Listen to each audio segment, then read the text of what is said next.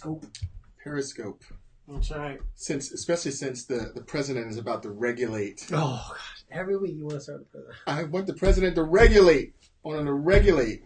Periscope? No, I want him to regulate the tech industry. Oh, goodness gracious. I know. Listen, you fascist. No. That's because you're a fascist. No, I think... government regulation. No, I'm not really interested. I really wouldn't be interested in government regulation in this case, except for these folks, for all intent and purposes, are the public square. They've gotten in between, and rightfully so. I mean, they created an industry that, got in between, Americans and their right to free speech. And we do have a right to free speech. I get it. But you can't say that you have a right to free speech if you can't say it on Google or YouTube or Facebook. Well, especially since all of these big industries have now, for all intent and purposes, become the public square. But is the answer regulation, or like do what they did with Ma Bell and back in the day? That's what they're. Because invariably Google gets so big because they take advantage of the openness, and then regulation comes in that hinders little guys from being able to start new. I give it. And so as deregulation, really, I mean, by taking away rules that prohibit small. I agree with you. I understand. I understand it. I mean, I don't know the ins and outs of that law. The thing that gets me thinking. I was on my way here, and my wife and I have this Amazon book selling business, and we sold $300. Actually, we sold $400 worth of books, almost $400 worth of books to Amazon, and out of that $400 that we sold, we only got like $125 back. And I started thinking to myself, even if I wanted to compete with Amazon, there's no way you can. So the hours it takes you to find those books at thrift stores, it's insanity. Sales, it's insanity. And then to catalog. And I'm not complaining about that. That's just their business practice. But even if you wanted to compete with them, you can't compete with them. No one just has the money. And then the very fact, I think this is the thing that frustrates me more than anything, is they see themselves as multinational corporations rather than America-based corporations. And I think, when you have people that are in their seat and for all intent and purposes are the public square, whose influences are not primary and concerns are not primarily ours in our country, but the whole globe, we have to regulate how they function within our country. I just think that you just don't want to be global citizens. What do you say? No, I don't. No, I think that we ought to help everybody. I mean, I'm all for that. I mean, I'm not for globalism. No, I'm just. You can call me small-minded if you want to. I just think that jingoistic, xenophobic. No, not jingoistic, xenophobic. No, I want foreign people to come to our country. That's just the charge that goes. Oh, I know. We're trying to carry on these discussions. Oh, I know. I just think that when we talk about, I just think that when we think about immigration, that it hurts those citizens in America who are not in the tech fields or who are not in, the public sector, and guys who are trying to run mom and pop shops, or construction workers, people who are trying to have jobs. I think that unlimited immigration hurts those people. So I just think we need to be wise. Anyhow, I can talk about that for days. Oh, I know. Yeah, that's just crazy. I just have thoughts about it. I want to start with, let me tell us a little kind of a cool little story. Okay, I'm going to be Francis Schaeffer for our talk, though. You're going to be Francis I'm going to answer everything the same. Dead? Exactly. I'm going to answer everything the same way Francis Schaeffer would. Oh, really? Man starting with himself. No, I'm kidding.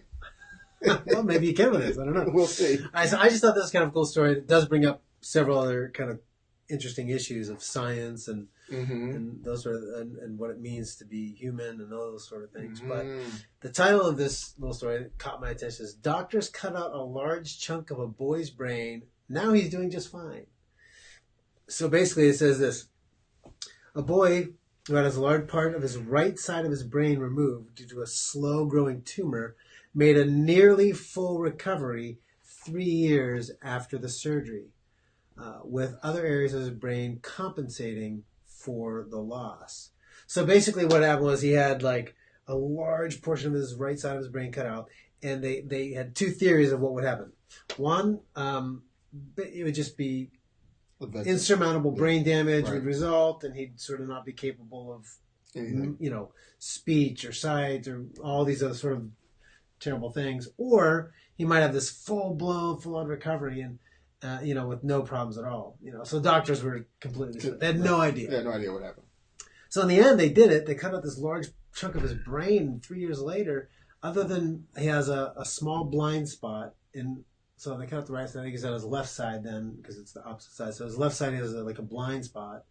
But all he has to do is turn his head or whatever. But otherwise, he's fully functioning and going on. I think that's amazing. I have another case study about for you the that is in line with this. You know how well the body recovers, but it's neuroplasticity. I have an inline question for you. When we take our psychology classes, there's a book that we read, and there's always one case study that they bring up. And this is the guy who had the railroad tie, rebarb. I've seen the picture. I can't remember what the guy's name was, but the rebarb shoots. It's an explosion, and it shoots into his head. Yeah. He's the first guy they did brain surgery on, and they took it out, but it totally changed his personality. And from this nice Christian guy to just a really evil, bad guy. And from this day on, from the first time I read that, I wondered, is he still a believer? Yeah, I'm not trying to be funny. No, is he still a believer? Obviously, we know. Like, what is his moral culpability? Oh, he's just a nut. This was in the 1800s. He was just, I was wondering. Come on. Yeah. See, now you brought it up, so now you got to have an answer. Well, I think that the reality is brain damage can obviously be done to people that I think that they are, God will have to be the one to make the final judgment on that. But I think you can say that honestly, they're no longer physiologically functioning in a way that makes them culpable for certain things. Because physiologically they just... And the reason why this became a real big issue in the class was because a guy went out and he started getting drunk where he never drank before. He was carousing with, prostitutes, with stuff he had never done before. Yeah. He just had a total 180-degree character change. Yeah. And it's always been something that is kind of haunted me because I want to know. That's the thing. I think, like I said, God will have to kind of square that one away eventually in terms of square that circle. But exactly. But when I was reading this, the thought that came to my mind, to totally ignore your question, was I can't tell you how many stories I hear of people that are parents, that they do these, when their wife is pregnant, they do these, amniocentesis, they do all the other stuff, and they scan, and they say, oh, this baby's going to have deformities, and they won't function, and how many people get abortions based on those predictions. Yeah. And not just like this boy, but even many of those cases, when they say, no, I don't believe in that, and they have the baby's born totally healthy and full. I open the door. Somebody's trying to get in. It's locked. There's nobody here but us Coates. Yeah, exactly. No, they'll come back. I think it's Ward. I don't know. Is that Ward? See if it's Ward Crocker. Go see. We're gonna take him. We're gonna break and see if that could be Ward Crocker. No podcast without me. Oh, he's back. Do you want to join us, Ward Crocker? He's back. I feel like I'm on Mr. Rogers' Neighborhood. No podcast without me. Do you want to join us? Sure. We can let you... Well, hey, look at this. Ward Crocker can join us. Hey. We've done as many shows without him as with him. Yes. Now our heads are cut off. Sorry about that. But... I heard you over here. I thought, wow. You thought, hey, I could join for once. Hey. I might have to zoom out to get a little bit of Leroy in now. Oh, man. Ward Crocker's back. There's no more talking bad about him. Well, no, that's not true. We can still talk bad about him. There you go. Yeah, there you are. Yeah, never mind. I'm actually kind of busy. I got. It's too late now. I readjusted the camera. I honestly, when you're knocking there, and when I said, Leroy, go see who it is, I felt like I was on Mr. Rogers' Neighborhood. Hey, kids, who could that be at the door? We open it. It's let's throw like it's some sort of pre-print. Let's throw the question to Ward. I'll reset the stage a little bit. Thank you very much. I appreciate that. So start with this. No, that's good enough. Yeah. You can turn that on if you want. Yeah, that's good. Little light on your head. There you are. You're not so dark and scary now. There you are. Yeah. So doctors had cut out this large chunk of this boy's brain. Wow. And after 3 years, essentially, he has almost complete recovery. And so I was looking at it from the thought of like how, often we have abortions done based on doctors predicting, they'll be born, whatever, and stuff like that. Right. And that's what Leroy brought it up from this perspective. I took it to the next stage. He wants to say like old cases where people have brain damage or something happens, and in the case of this guy who's brought up where he's was a Christian dude, all was great, had this accident, and then afterwards he started being a drunkard and a Right. carouser. And Right. so, how do we take his moral responsibility if he's a professed Christian and starting to live that way after some sort of accident? Is he a different human being? Is he a different person? Answer that question for us. The world, inquiring minds He want to hasn't, know. by the way, just to give him a moment to think about this, Ward actually literally has not thought once in the last... No, he hasn't thought at all. He's been on vacation. He hasn't thought at all. And he's at home with kids, which doesn't require much. It's actually more brain damaging than helpful. Stop that, do that. Oh, don't eat that. Get that out of your mouth. Yeah, exactly. That's been his mom. So That's lunch with you two. What are you talking about? I know. Get that out of your mouth. So this has really thrown him into the deep end because he hasn't been forced to use his brain at all. Now I know why I took a break. This is Throwing you back in. Boom. Yeah, boom. Answer the question. Well, now tell us. There was when I was a waiter, when I was serving at Claim Jumper, there was a guy that came in who had a This brain. show brought to you by Claim Jumper. There you go. It used to be a really good restaurant. I haven't been there a long time, so I don't know. No longer brought to you by Claim Jumper. There goes our one sponsor. That segment was by Claim Jumper. And he had brain damage done, and he was a very completely different person, apparently. Very angry, temperamental. Those things happen. Yeah. So I think what it speaks to is, okay, so when you ask, is it a different person? It depends on how the term different is being used. Mm-hmm. So, for instance, biblically speaking, we are a soul that's in a body. Okay, so we're an embodied soul. The soul it's not a different soul that showed up now with different attitudes or even memories. Kind of like take the soul to be similar to clay. If the clay is formed in one way and you form it in another, you still have the same clay. Right. It's just formed a little differently.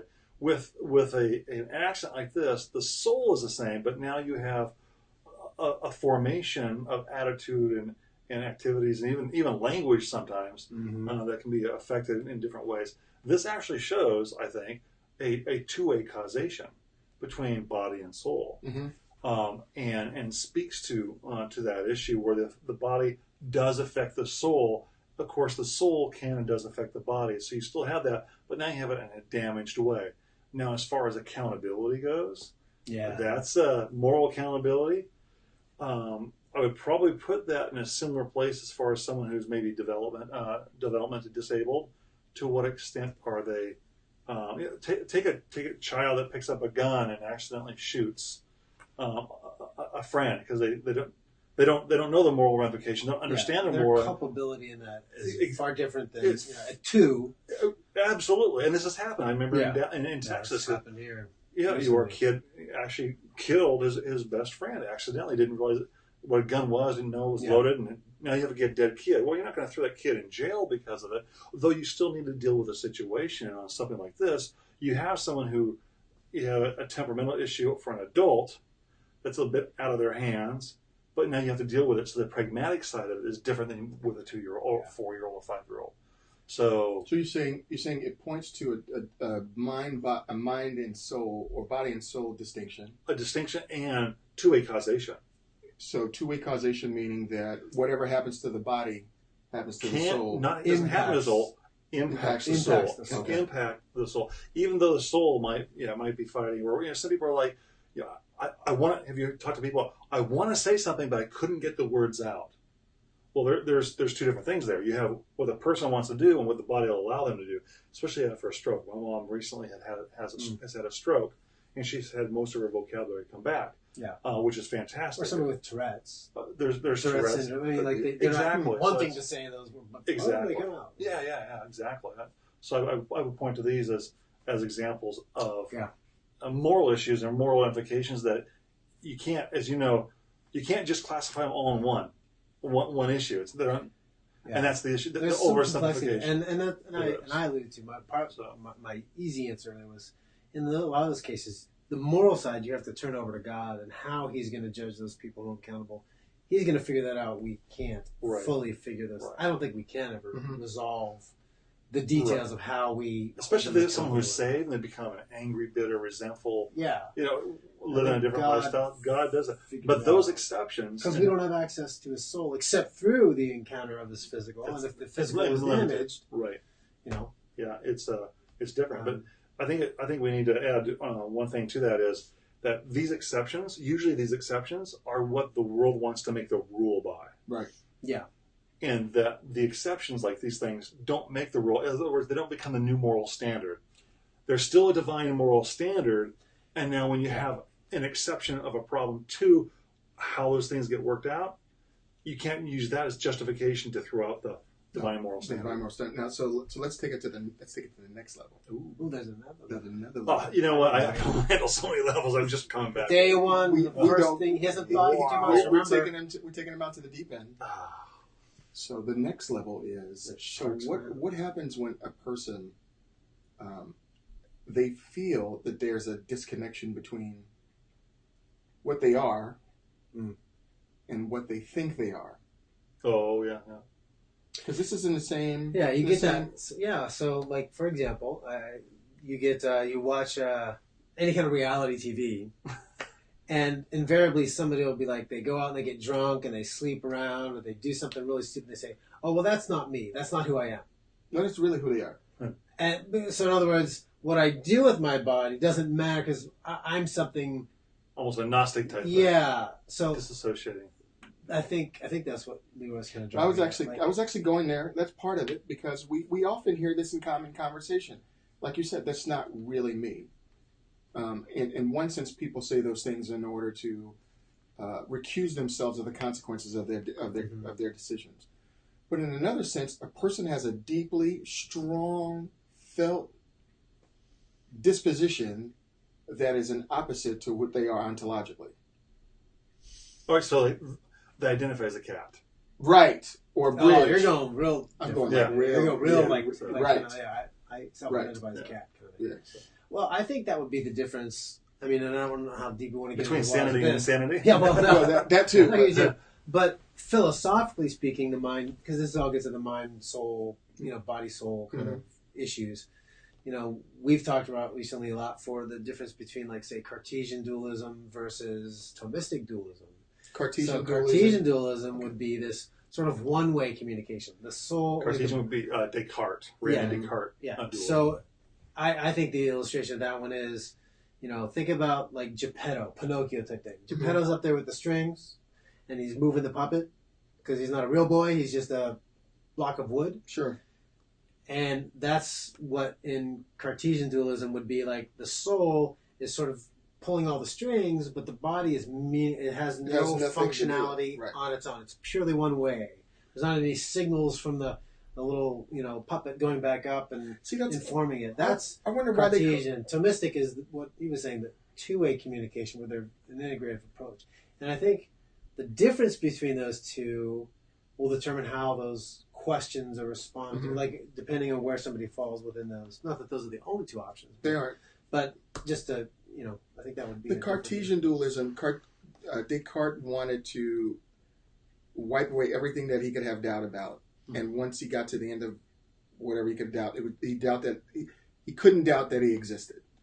So couldn't doubt that he doubted, and therefore it exists. Yeah. Exactly. I think therefore, yeah. So how does that work itself out in Cartesian dualism? I mean, because he's just saying, if I read him right, he's only saying that I exist. So how does that work itself out with the soul? Because the soul is what does all the reasoning. Right. Therefore, his existence is affirmed by his ability to reason, which is independent of the body. Gotcha.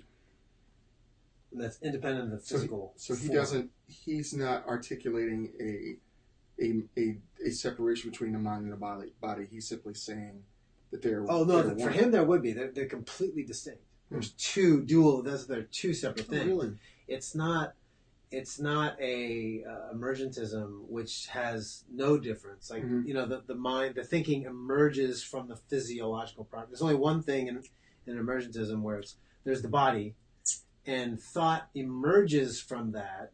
Matter of fact, that's called supervenient physicalism. Yeah, that's one word, or non-reductive physicalism, that kind of thing. Yeah, they all gets mind blowing how many names you have. Actually, I have a story about that one. Oh, let's do this. I just read this, got this today. I was actually doing it for a directed toward a proposal for a Darth Vader's coming.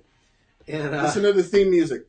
Oh man, I'm glad that stopped actually, because we'd have to pay royalties in a minute if that kept going. we know George Lucas likes some money. Oh yeah. About 4,000. There's this article from the New York Times, August 22nd. The title is "We Are Not Born Human." Okay, well, that's... He says our humanity is a process that begins with negation. And what he means by this. Now, this is a third option. This isn't Thomistic dualism. This isn't Cartesian dualism. This is that emergentism, or one of those kind of that fall in that category. He says this: what does it mean to be human? The immensity of this question can be boiled down to an old principle proposed by the German philosopher G.W.F. Hegel, which he attributed to the fellow philosopher Baruch Spinoza. Determination is negation. But negation of what? In other words, what determines what are we going to negate? Well, first off, of God. In the beginning there was God, the source of infinite action. In the Western tradition, man has no purpose without God. For Christians, man was created in God's image. For Jews, God is a good worker who lends a hand. For atheists, who, let's not forget, are Judeo-Christians in their own way, man's purpose is in part to topple God from his throne. If this isn't a complete negation of God, then at least limits his power as humans come to occupy the space formerly reserved for God and alone. So in other words, first of all, to become human, we have to get rid of this notion of God as creator or God as helper, or even get rid of the notion that I have to dethrone God, really, and just realize there is no God. So it begins with purely biological process. They're arguing Francis Schaeffer's, because I'm writing on Schaeffer, his antithesis in reverse. Whereas Schaeffer said that God exists, and the antithesis is his not existing, they're arguing from the perspective that humans exist, and the antithesis is God not existing. Does it seem like that's what they're saying? It could be that. I think he's not even making an argument, just sort of asserting God doesn't, so let's move on from there.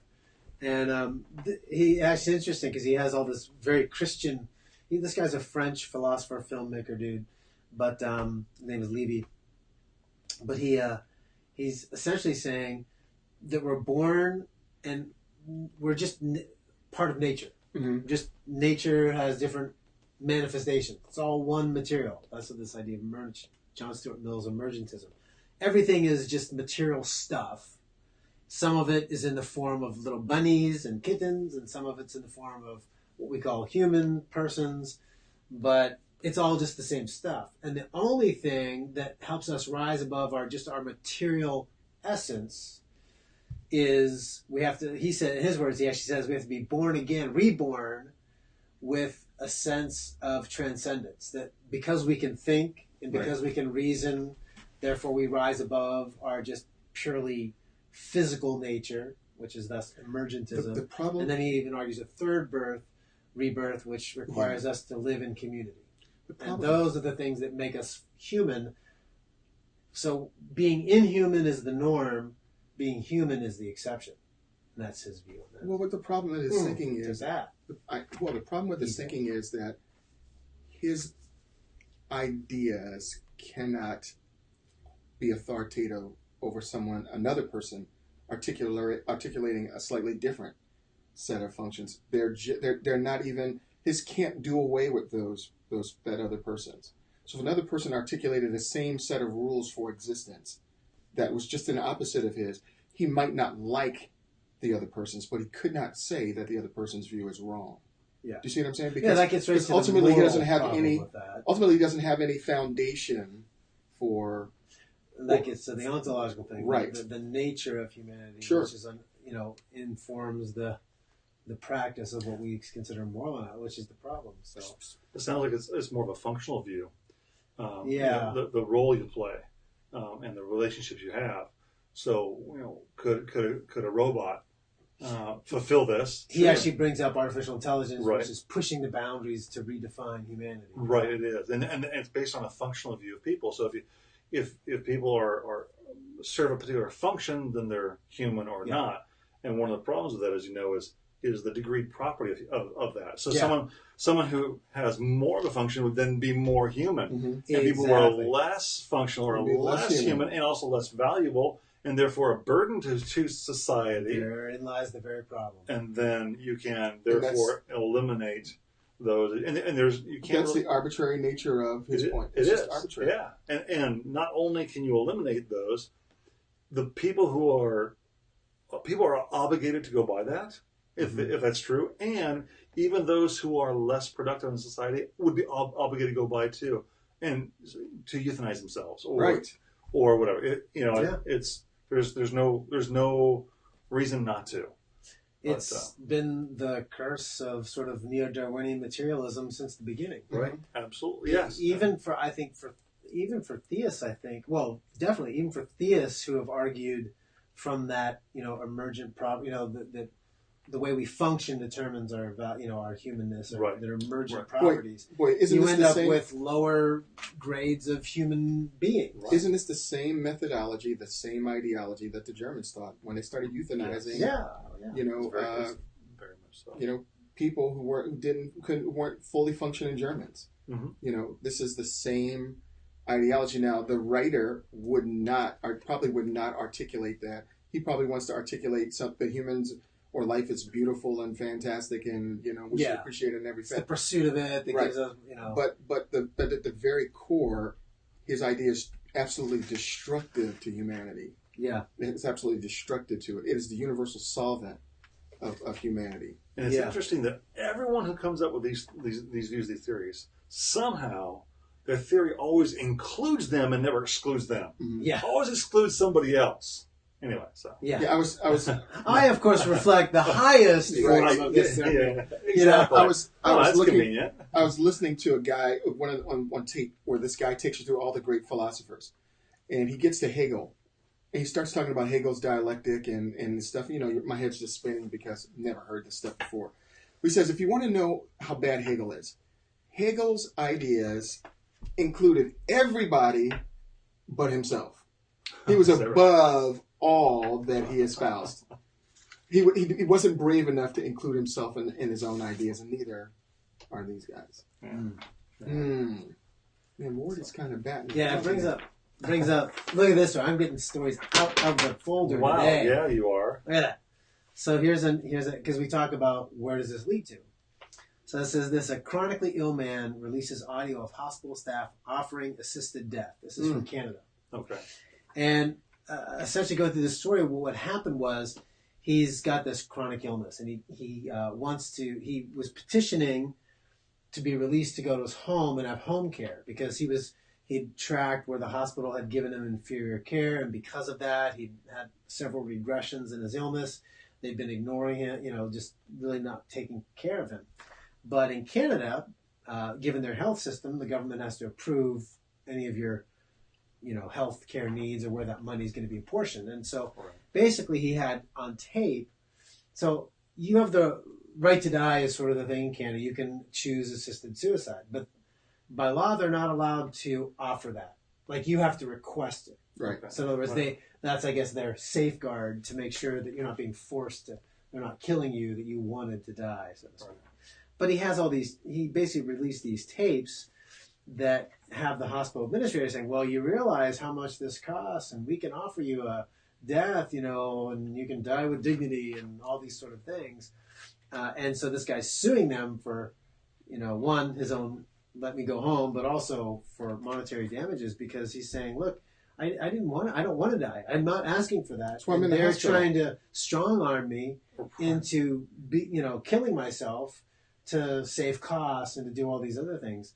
So your right to life switched to right to when you get the right to die, you no longer have much of a right to live. Yeah, and that's what they're trying to do. And that's exactly what the point you just brought up. So I just wanted to illustrate while you're bringing that up. That's not a fanciful, sort of slippery philosophical thing you're bringing up. Slippery slope sort of thing. It's going to happen. It's happening now with people. And we just don't hear about these stories, even though they're out there, because it's not what we search for. It's not, dogs. Well, we'd like to believe that it is happening. We'd like to believe that. Yeah, exactly. Yeah, Right. we ignore them because they're not happy. Well, we're looking for a utopia, as you know, this side of heaven. Yeah. And that flies in the face of the utopia we're trying to set up, which is, you have dignity, death, and the fact that they get murdered by doctors. And they do over in Europe. They have they did analysis or survey of the doctors, anonymous, saying, okay, we want to know what the facts are here. Have you ever put someone to death who didn't want to die? And they said yes, and not just once. Yeah. So here's the thing: this is the great question that comes out. It's in ethics when we do it. So if somebody consents to death, does that make it morally right? Okay, that's essentially the question. If someone can what? If they consent to death, if they consent to suicide. To their own or someone else? To their own. If they consent, depends who. If they consent to their own death, does that morally justify it? And of course the argument here is yes. But that only yes is the answer only if you're either a Cartesian dualist or an emergentist. Some sort of person who believes that physical is all there is. Why? Because it's a functionalism. I'm not able to function in the way that sets me apart as human or what I used to be, or what I am. Right. Therefore, I can choose to cease to exist because it doesn't impact either for the Cartesian person. It doesn't impact my soul because that's completely separate. What's this? So what I do with my body doesn't matter. Or for the physicalist, the emergentist person, it doesn't matter because those functions are, as soon as they cease to emerge from who I am, then I cease to be human. Therefore, I'm not really killing anybody of value. It's just a thing. What's fascinating is that, we talk about the NFL starting. A lot of athletes kill themselves for various reasons. Many people think it's because of the game, but some people think it's because the fame has left as well, and they've ceased to be what they were, and life apart from that from them is too unbearable. So they peaked, and it's all downhill. They're going to live 50 years. They're going to live 50 years, without being famous. And right. So the aplomb. I won't say his name, but there's a particular local athlete who did that, who many believe that that's exactly why he did it. Yeah. So well, he also had concussions, right? Well, and here's the thing: does the physical purely determine those thoughts? Purely? Well, no, that's what their case would be. If they're a physicalist, they're saying, we see stuff in his brain, therefore that means he wasn't able to function because there is no higher thing except for the physical device. Right. So even those questions are oversimplified if we assume biology and the material is the only cause of thought. Right. If you have any kind of dualist interpretation, I think that it changes that perception of what those because will comes in there, the morality comes in, the will comes in. Yeah. All of these will be distinct. And it's back to Reliever's original thing. The guy who gets a thing and he changes. What's the cause, and how do we deal with that? Yeah. What's fascinating is, on one level, you can see how the question of value, does man have objective value? On one level, you see where that question, how we answer that question, is important, because if we determine that man has no objective value whatsoever, then why should he exist, right? Because he doesn't have any value. Another point is whether God actually does exist, because if God does exist and he's real and he's objective and there's this supernatural, then there's an account that we have to him, because ultimately then we're not our own and we don't have the right to consent to take our lives. But on one level we do, on another level we don't. To die for a friend. I mean, that's a consent that a person makes, maybe not deeply, but in a moment they decide that, I need to trade my life for theirs so that they can live.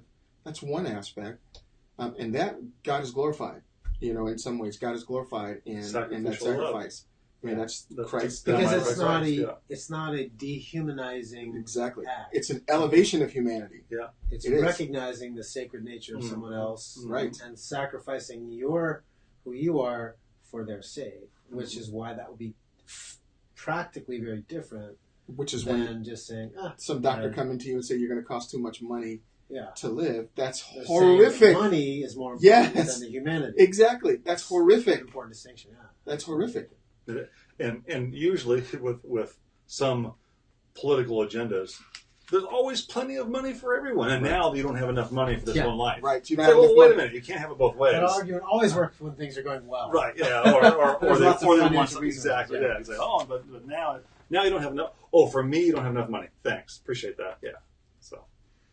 Let me change gears a little bit because this is we can go on this, but we'll keep it moving to some other topics that I want to. Here's a question I'm going to ask you, ask you guys, ask you boys. Are you a bigot for refusing to date a transgendered person? Oh no, you didn't go there. So if you would say no, I would never date a transgender, would that automatically make you a bigot? There's a person that is. That's the headline. That's the but question. That's a person who is pushing that petition and is angry that men will not date him. Right. Yeah. Bitter. Oh, broken heart. Well, I'm married, so I'm off the market. The question's irrelevant. So there's a TV show in Britain, the Big Brother. It's here too. It's the British version, UK version of Big Brother, where they put. Have you guys ever seen the show?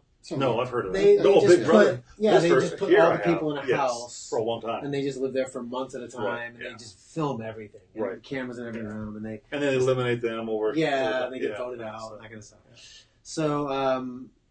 So basically, this came up because on the BBC version showing of this in 2018. Here's a transcript of what happened to the story. It says a reality television program kicked off a debate about whether it's discriminatory or transphobic to refuse to date a transsexual person. The argument started in UK reality television show Celebrity Big Brother, where minor celebrities are locked into a studio made to look like a house, then filmed 24/7. As might be expected in such a situation, tensions ran high and conversations can be fractious. One of the housemates is India Willoughby, a TV journalist who had an established career as a man before transitioning to become a woman. Willoughby asked her housemates about their dating preferences, and the resulting conversation kicked off a social media storm. The question was, would you go out with a transsexual woman? She queried. One of the other housemates answered, I believe it's your choice. I would choose not to, replied R&B singer Glenn Ginwire. I don't know who that is. Oh, Genuine. Genuine? Is that what it is? Oh, yeah. Genuine. Okay. That doesn't make me scared. Willingly asked, you would go out with a woman? Yes. But you wouldn't go out with a transsexual woman? No. The conversation rumbled on. Willoughby suggested, let's have a kiss. Genuine replied no and leaned away from her. India was later seen telling another guest that all this superficial stuff that you are a woman and all that sounds great and is the right thing to say, but it makes no difference if people don't believe it. There's the problem. So in other words, if I'm transitioning, it doesn't matter what I do if everyone else isn't willing to accept it. And so while some housemates defend Genuine's refusal to date a transsexual woman as a preference, the issue divided the audience on Twitter. And it just goes on to go about all the Twitter hate and anger and whatever. So there sets the stage. Talk amongst yourselves. Well, the question applies to you too. But no, I wouldn't. No, I know this only applies to you. What do you guys say? I wouldn't do it. And I'm not required to. It's not even, well, you shouldn't date anybody because you're married. There you go. Except your wife. But even if he wasn't married, Right. I'm saying, Exactly. But doesn't that make you... Did you see that Right. thing I posted on Facebook today? That's from the Babylon Bee. yeah. Pastor. Oh, yeah. On the adultery? Adulterophobic Adulterophobic, pastor continues to preach on the problems of adultery. Yeah. That's because you're adulterophobic. And he's also pornophobic. Remember at the end there? Yeah. He's pornophobic and different things. You know what's very interesting about the question, though, is that they generally tell us Christians that we are backwards because we don't accept science. Yeah. And we're stupid because we don't accept biology. And we're nuts because we hold to these dogmatic positions from the past. And I just look at And it we want and to say... force our opinion on other people. And we want to force Yeah. our opinion on other people. Yeah, all these force your lips on me. Yes, Sorry. all these are not only anti-science. Right. I like to think of it like this. The moment that someone can tell you that A is not A. And A is really not A. Yeah. The moment that they can force you to believe that A is really not A. Yeah, then anything follows. Then anything follows. Anything goes. That's right. There's no more standards. There's no more principles. There's no more rules. Because you can no longer identify or misidentify anything. Everything is everything. That's, I thought, the linchpin of this whole, that comment, that quote from the person who had transitioned in India, I guess was the name. But like, just this whole idea that like, I can go through all the, the surgeries and I can do this stuff and I can believe that I'm a woman and a man, all this stuff. But unless everybody else accepts it, it's still not good enough. Therefore, not only does she believe her feelings determine ontology, she believes her feelings have to determine everybody else's beliefs, ontology, and everybody else's moral beliefs. Yeah, doesn't that go to both? I think she's already goes. I don't know that their ontology. You have to believe. You have to accept that ontologically, was male, now female. Right. Okay. You have to accept that accept her foundation. But do you see? You can't even say, well, not changing her ontology. But yeah, can you see the totalitarian nature of the ideas here? Mm-hmm. That if you do not accept it, in California, they're saying we're going to change the laws to force you to accept it. Yes. We're going to sculpt the laws in such a way that you are now, it is now illegal for you to not believe other than what we say. It's totally totalitarian. Thought belief. Yeah, the law I think you're referring to. I think the law you're referring to is like the counseling law that's going in. Yeah, absolutely. That essentially, it's supposed to not be about books or anything, but it says if you're a pastor and somebody comes into you and says, "Hey, I'm gay and I'm struggling with, I don't want to be," and they tell you, "I don't want to have same-sex attraction." You cannot counsel them to overcome that, something they want to overcome, because that would be homophobic. Mm-hmm. Even if they, the individual, say. So they're saying that basically it's a psychological disorder to want to change for the individual. It's gone the exact opposite from what it used to be. It used to be considered, and I actually disagree. I don't think homosexuality is ever it's not. It couldn't be, but I don't think it should have been a psychological disorder. I think it's a sin issue, but it's not a psychological disorder. But they've transitioned from, it used to be considered a psychological disorder, now to not wanting to be homosexual would be now considered right to them. What's you're not allowed to change back. Yeah, because if you come in with those feelings and you don't want to have those feelings, the next they're going to have to say, well, no, you need to go to some sort of counseling to make you want to have those feelings, because you have to have those feelings. Yeah. Wow. I mean, what else could there be except for wow? I mean, well, what's fascinating to me is I think that sin is a disorder. I mean, regardless of who has it, whether it's male, female, or transvestite. That covers them. Right. Male, female. Exactly. whether you think you're a third thing, whether you think you're a non-binary, whatever it is that you think. I think that sin is a psychological disorder. I don't mean it in the same way as someone who is,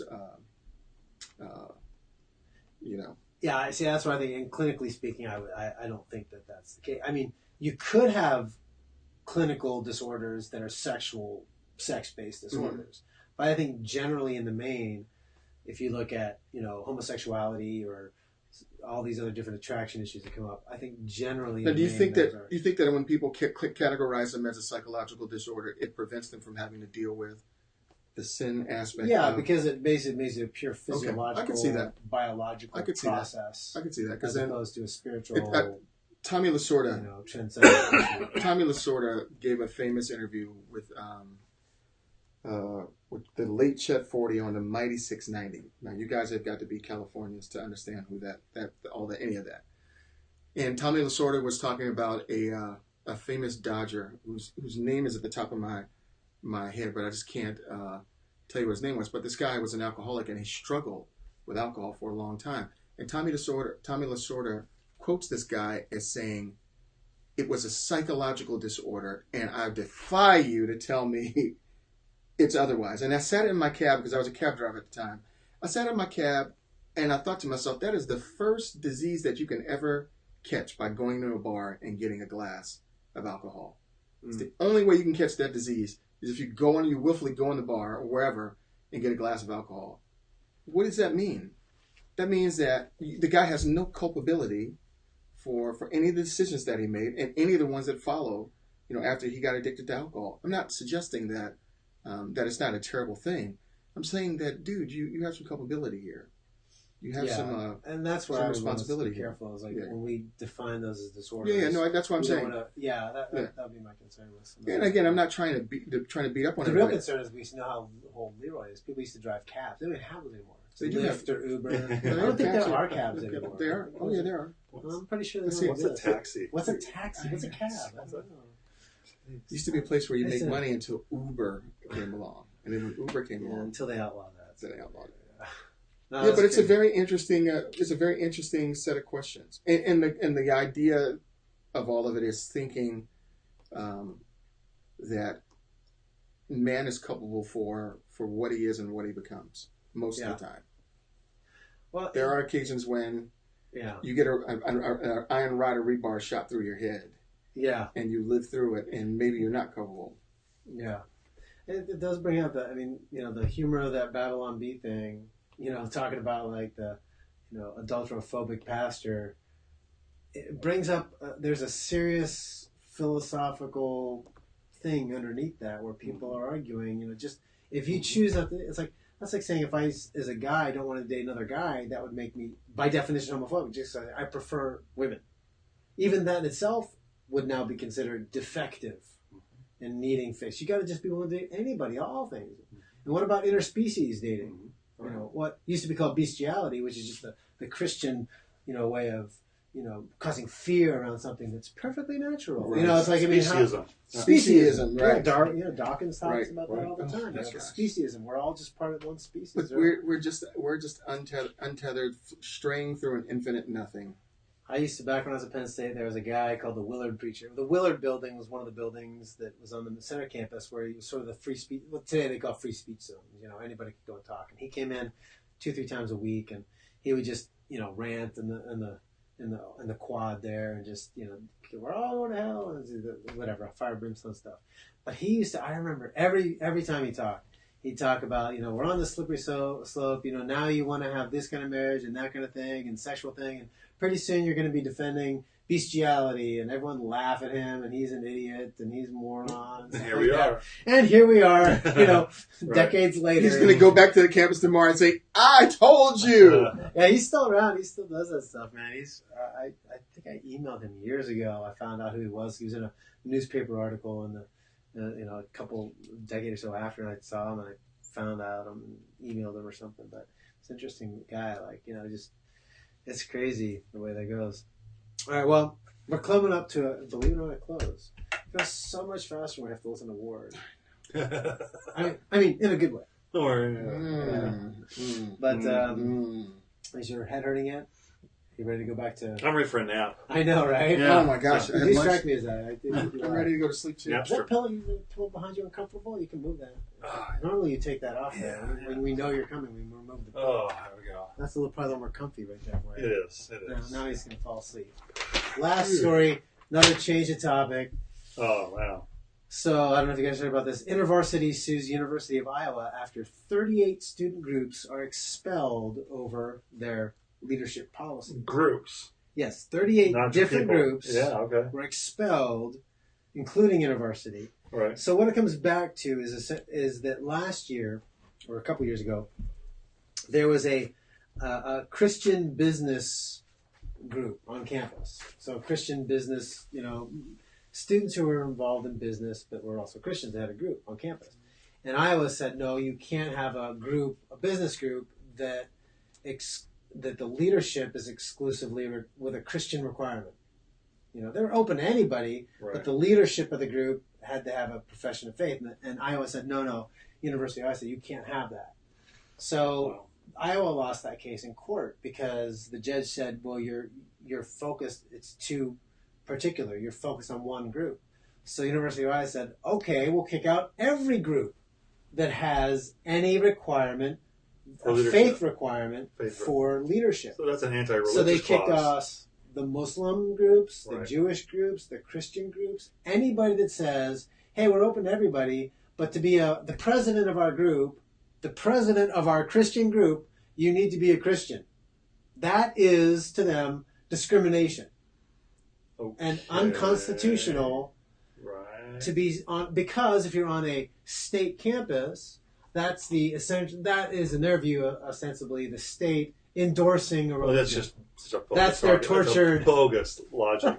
that's their gosh. tortured interpretation of the establishment. Yeah, that's clause. what they usually do that. Yeah. Yeah, so I read this and it's just mind-boggling how tortured that logic is. To say that, because and the truth is they're doing exactly what they claim to not to do, because they're establishing that you cannot have a religious affiliation. Yeah. Because there's the Constitution allows the freedom of association, Mm-hmm. which is a key fundamental constitutional right. So they're saying, no, you're not free to associate on our campus. Here it is. They're saying that you can't have a religious test for leadership by instituting a religious test for leadership. Yeah. That's the illogic of it. Right. That's good. That is the illogic of it right there. Isn't that fascinating? Yeah. Yeah, it's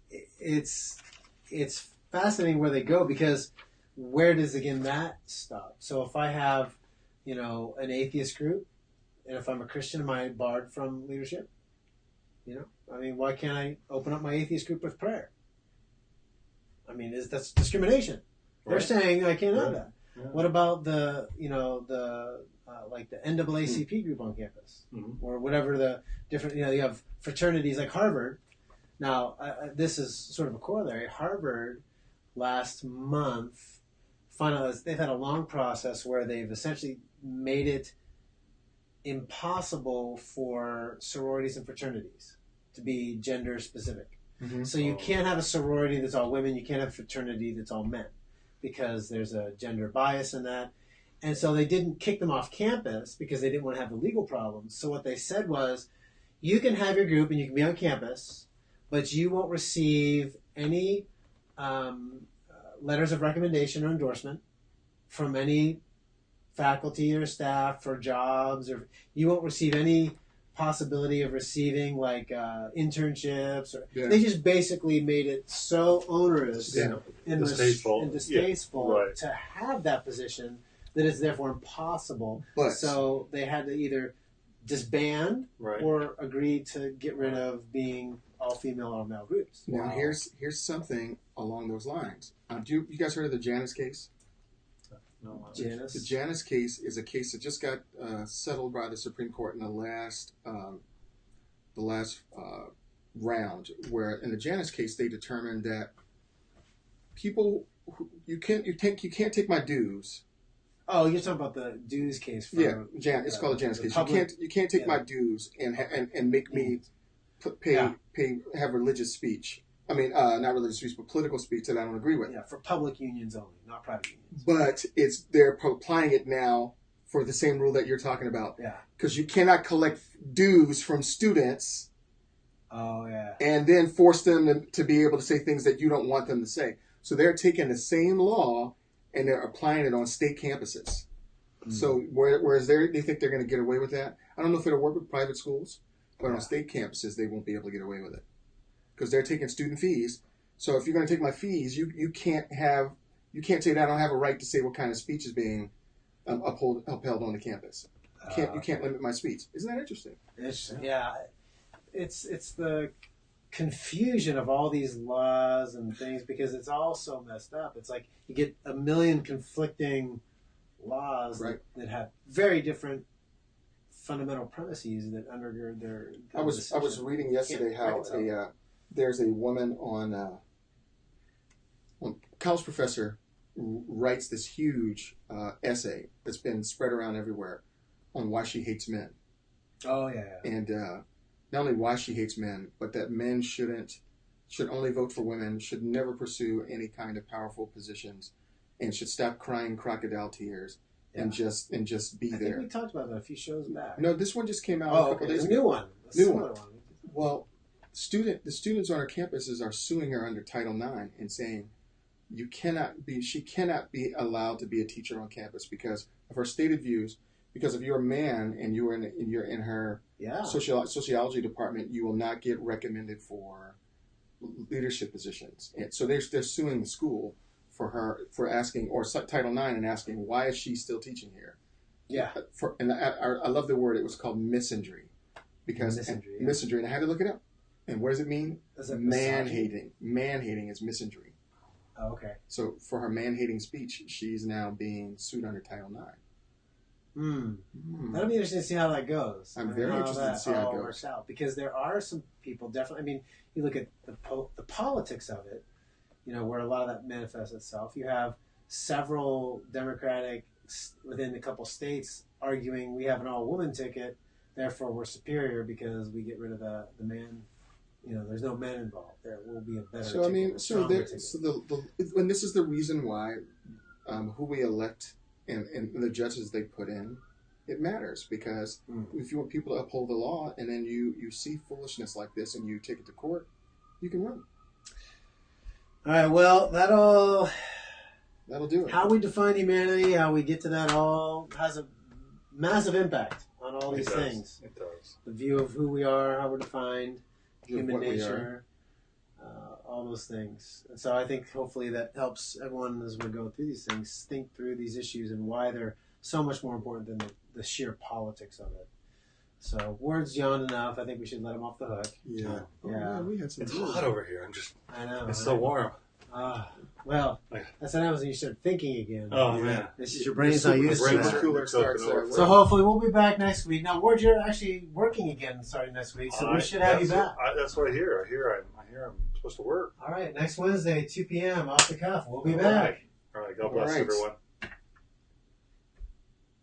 Okay. We're no longer live.